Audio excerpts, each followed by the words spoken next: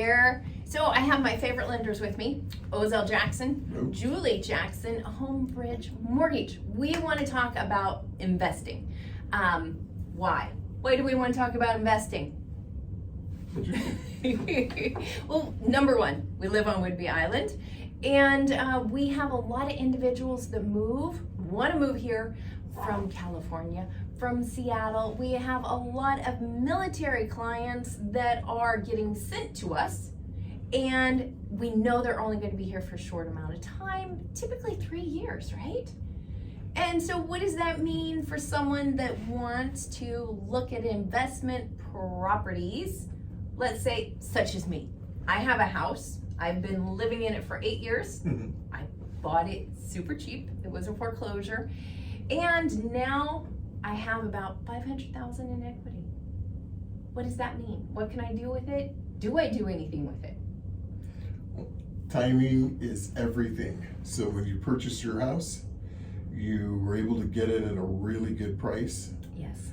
And with your house, when you bought it, were you able to do some things that added value to it? Oh, absolutely. Absolutely. And at the same time, interest rates were super low. Yes. So now we're dealing with interest rates being a little bit higher, well, a lot higher, which makes investing a little bit more difficult. So the key things that you look at are, can you buy a house that cash flows? And if you're only going to be there for 3 years, if you needed to sell it, would you be able to get your initial cash back out? Or if you wanted to rent it, would it be able to cash flow? So those would be the 3 things that What does cash flow mean? That means that the amount of your rent covers your monthly payment. It covers your property taxes, your insurance, any maintenance that you have to do to the property, maintenance and repairs. Puts a little bit aside for when the house is not rented for your vacancy. And on top of that, if you're going to move to another area, you're probably going to want a property manager to manage your property, so you have to handle the management expense. Okay. And I know, Julie, you're an expert at cash flow. Yes.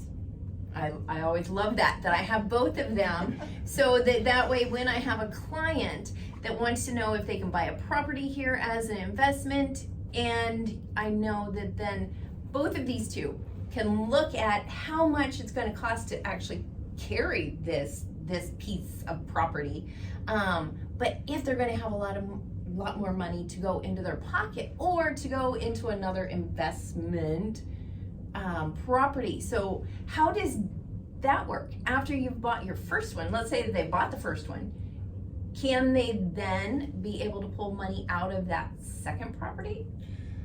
Yeah, so when you buy your first property and you're thinking about using it as investment, you still have to make sure that you have equity when you buy it and that it still cash flows. But when you're ready for your next property, the first thing you do is check to see how much you could pull out of your property. So that's either done by a credit line, it's done by sometimes just a second mortgage loan, and if rates are right, sometimes you refinance the whole bed. Once you're able to get your funds set aside, then it's just the same. You take the amount of money that you have, you look for a property that with the money that you have, you can afford to cover the payment and your taxes and insurance and maintenance and vacancy and property management fees, and that once you close, you could refinance the property and pull out your initial investment. Awesome. And we have a lot of people here that can do that because they bought so well and our interest rates were just phenomenal. It is true. In certain areas, though, it may be better to buy in other cities than high demand cities where the rents are higher but the sales prices are lower. And in that case, you refinance your house here, but you might not be buying your house here, or you pull cash out of a property in one area to buy property in another location. Yeah, we talk about that a lot because we do work with a lot of Navy clients since we're here on Whidbey Island, and knowing that they're going to be in, let's say, Jacksonville and, Florida area, and could be San Diego. But is San Diego a good place to buy, or is Florida a good place to buy?